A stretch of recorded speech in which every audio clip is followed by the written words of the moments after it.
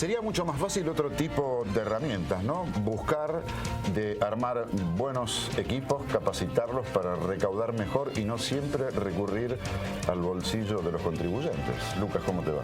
Gracias por la invitación. Sí, sería mejor, pero para eso hay que gestionar desde el municipio y es lo que evidentemente la municipalidad actualmente no hace y tampoco quiere hacer. Porque esa es la forma de recaudar más eficiente y más justa, porque para que paguen los que más tienen y los que más facturan, los que más ganancias tienen en sus comercios, para que paguen esas personas hay que gestionar desde el municipio. Esto era una advertencia que ya en diciembre del año pasado se venía hablando por parte tuya. Nosotros aquí en el noticiero decíamos, bueno, se les dio el ok para aumentar el módulo para recaudar más en publicidad, cosa que no se hizo. El intendente que mantuvo un grupo muy reducido de fiscalizadores y recaudadores. 3 fiscales. Que evidentemente eso no logra absolutamente nada, ¿no? Se escapan por distintas tangentes el dinero que verdaderamente tiene que ingresar al erario municipal. Esa situación real que viene padeciendo la Municipalidad de Pinamar en cuanto a la eficacia para recaudar es producto de que el propio intendente no designa, él no designa porque así lo decide el intendente, no designa personal idóneo y el suficiente personal para abarcar las áreas de fiscalización y habilitaciones para que tengan un control real sobre todas las actividades comerciales que se realizan en Pinamar. La gente que está escuchando dirá que tiene que ver la recaudación, la fiscalización y demás con el tema de las tasas, y mucho, porque una cosa lleva a la otra. Cuando no se puede recaudar y no se puede fiscalizar como corresponde y obtener de ello como corresponde el dinero que necesita el municipio, se recurre al aumento de tasas. El aumento, las tasas es un ítem, únicamente un inciso de las herramientas que tiene el municipio para recaudar dinero público.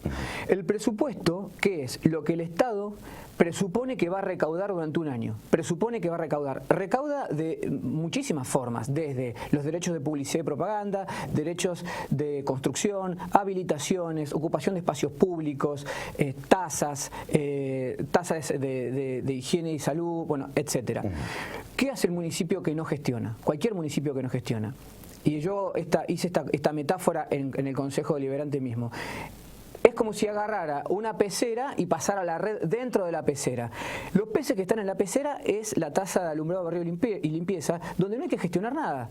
Basta con mandar la facturación de las tasas a cada contribuyente y que se ve obligado al aumento. ¿Qué pasa? De esa forma siempre son perjudicados los contribuyentes de a pie y los grandes comercios, la diferencia que tiene Pinamar con el resto de los municipios, que es la ocupación de espacio público, publicidad, propaganda, frente marítimo, licitaciones para ocupar las diferentes concesiones balnearias. Allí es donde está el gran nicho de dinero donde el Estado se rehúsa a recaudar. Y como se rehúsa a recaudar allí, ¿qué franja le queda para ir a recaudar? Las tasas. Además, sin dejar de mencionar que la calidad de los servicios que se están aumentando no son de los mejores. No, son muy malos.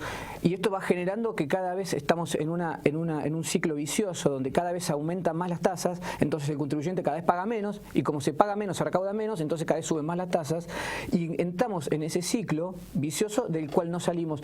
Y no vamos a salir hasta que los concejales y los mayores contribuyentes entiendan, este es mi punto de vista, que fue el que sostuve en la última sesión, donde nos opusimos del bloque radical y nuestros mayores contribuyentes al aumento de tasas.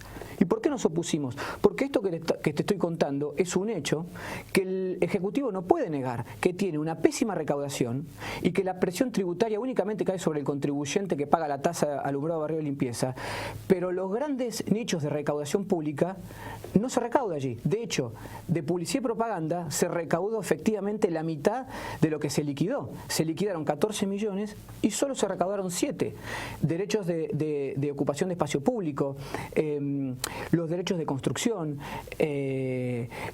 no solo ahí, sino también en la forma de gastar. Porque para que tengamos un presupuesto equilibrado tenemos que saber con anticipación lo que vamos a recaudar y saber cuánto vamos a gastar. Demostré en sesión cómo el Ejecutivo está gastando millones de pesos de manera absolutamente irregular. Y puse como ejemplo la compra directa en automotores a Ford por 2 millones de pesos, que es absolutamente violatorio de la ley orgánica municipal que establece para ese monto la licitación pública. Hicieron contratación directa. Segundo, la compra de 1.350.000 pesos en ropa para la Guardia Urbana a una empresa de Temperley que tiene su domicilio, digo esta irregularidad, porque acá no es todo casualidad. Ayer estuvo Matías Melía y dice que los números están bastante bien, o sea que todo lo que se está diciendo en los medios de comunicación, pero te termino de decir esto, directamente a tu persona, es un poco suerte de una politiquería de campaña, que los números no están tan mal, que nos faltan insumos en los distintos sectores de la municipalidad y que es mentira que falta combustible para llevar a cabo las tareas. Pero yo les demuestro a los funcionarios del Ejecutivo cómo se gasta el dinero público y que cuando ven cómo se gasta el dinero público, a mí no me pueden pedir que el contribuyente siga pagando más tasas cuando yo noto y pruebo que se están gastando el dinero público. Usted decía, se gastan 1.350.000 pesos en ropa para la Guardia Urbana y no llegó ni un par de medias. Yo fui personalmente a la Guardia Urbana y le digo, ¿dónde está todo esto? Esto no llegó nunca.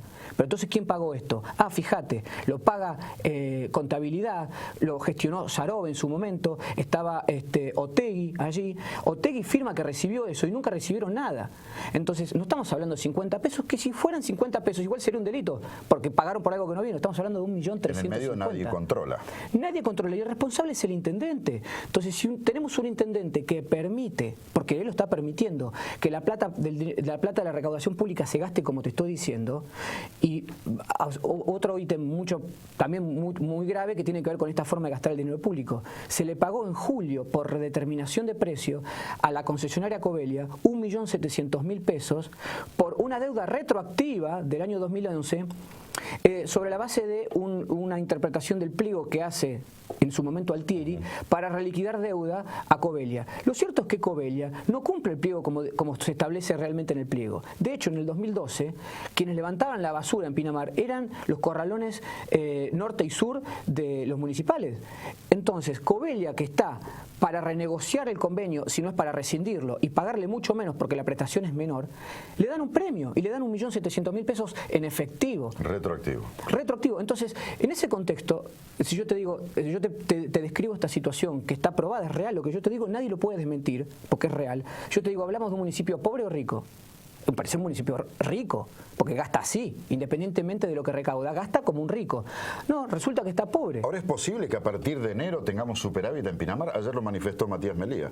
¿Cómo se puede salir de un municipio cuasi fundido a dentro de 3 meses tener superávit? Y yo te digo, asesoría letrada está absolutamente desmantelada. De hecho, hoy renunció, o ayer renunció el asesor letrado. Con lo cual, a premios está desmantelado. Con lo cual, cualquier tipo de acta o infracción que tenga que llevarse a cabo para cobrar, tiene que pasar por el área de asesoría letrada y está desarticulado. El asesor letrado que fue recientemente designado. Sí, pero menos de un mes. Me acaban de decir que renunció. Me acaban de informar que renunció. ¿Qué quiero decir con esto? Que las áreas que están estratégicamente establecidas para recaudar están desarticuladas y la única área que funciona porque el municipio es lo más mínimo y elemental, es la tasa alumbrado, barrido y limpieza. Entonces, ¿qué hacen los funcionarios actuales y este gobierno? La única forma de recaudar que tienen es el ABL, alumbrado, barrido y limpieza, y es la tasa que, digamos, iguala a Pinamar, por decirte, con Madariaga. Pero Pinamar tiene elementos de recaudación extraordinarios, porque Madariaga no tiene las publicidades y ocupación de espacio público que tiene Pinamar, no tiene los derechos de obra privada que se pagan aquí, las habilitaciones que se pagan aquí, no tiene playas, no tiene concesiones del Frente Marítimo. Entonces mi pregunta es, ¿a dónde va esa plata? Porque hasta tanto el Ejecutivo no me demuestre que primero va en esos sectores y que la plata no le alcanza, primero tiene que ir ahí, después gastar correctamente, porque son dos cuestiones, recaudar de donde corresponde y gastar como corresponde.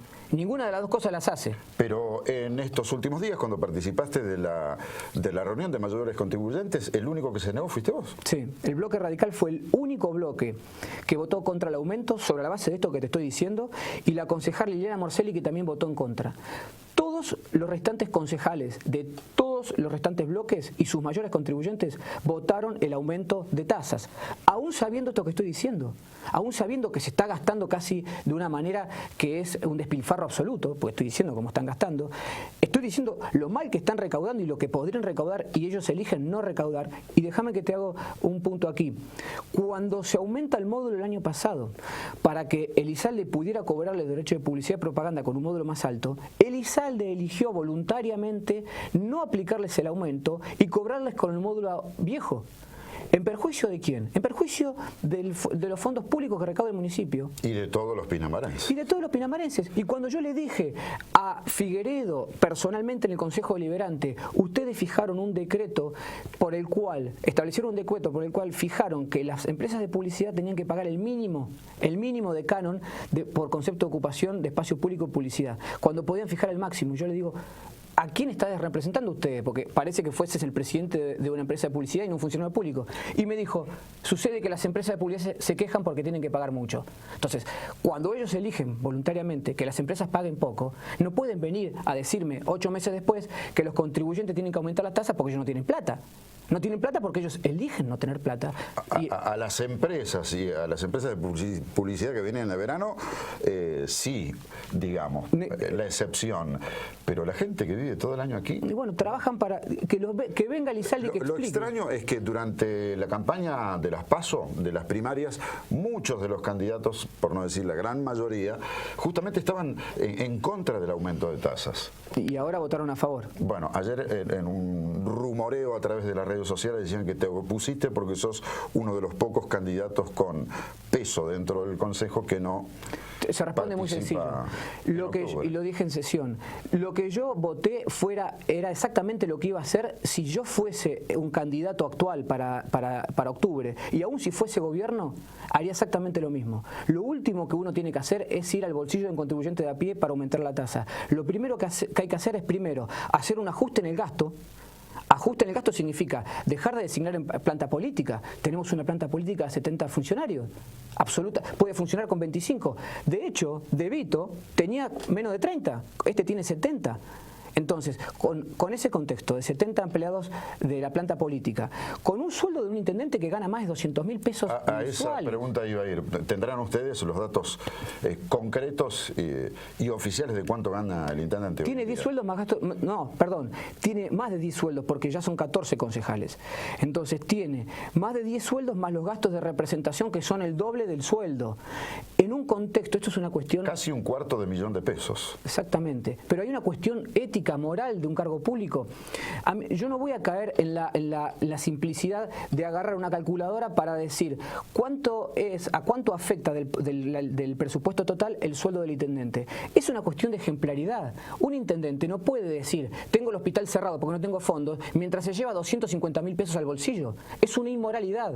Es un funcionario público, un servidor público. No es un rey, no es un monarca. Mientras tengamos un intendente que sigue diciendo que no hay plata, pero se pone en el bolsillo 250.000 pesos por mes, es una cuestión ética. Yo no puedo decirle al contribuyente, mire señor, el intendente quiere seguir ganando 250.000 pesos, quiere seguir nombrando planta política y usted le tiene que pagar la fiesta. ¿Qué pasó hoy en el Consejo? En el Consejo hoy fue la comisión de planeamiento que yo presido y luego legales. Y a raíz de varias irregularidades que venimos advirtiendo los concejales, sobre todo en la construcción de las inversiones inmobiliarias y los grandes, sobre todo grandes edificios, hoteles y construcciones en la playa, que se están haciendo de manera irregular. No cumplen con el código urbano. Realmente yo estaba muy preocupado por eso porque parece que hay un doble estándar en Pinamar. Hay ciertos inversores inmobiliarios que pueden venir y hacer prácticamente lo que quieren, que obras particulares y planeamiento miran para otra parte, y otros que tienen que construir como establece la ley. Preocupados por eso, fundamentalmente por estas inversiones grandes, donde hacen pisos de más, y la excusa que luego dan los funcionarios del Ejecutivo es, no lo vimos, nos equivocamos al momento de visar un plano, lo cual es un absurdo, es un disparate. Cité al arquitecto Falvo para que nos explique por qué está pasando esto y por qué no hay control, por qué no se inspecciona, por qué no se hacen efectivas las multas. ¿Y qué argumentó? Argumentó en algunos casos que él interpretaba la norma de una forma distinta a lo que establece la ley. Una norma es una norma. Sí, pero argumentaban eso. Nos preocupaba en particular el Frente Marítimo de Ostende, donde la ordenanza 4442 que votamos el año pasado de todo el Frente Marítimo, incorpora también el sector de Ostende, que se dice un espacio privado de playa. Está incorporado allí también por la ordenanza. Ahora, Lucas, discúlpame que te interrumpa, ¿no? Desde los escritorios se habla mucho del Frente Marítimo. Sí. Ahora, desde la propia calle, nosotros nos hemos cansado de graficarle a la gente y nos envían los televidentes videos caseros del estado deplorable. El otro día vamos a festejar los 2 meses de un colchón tirado en la playa.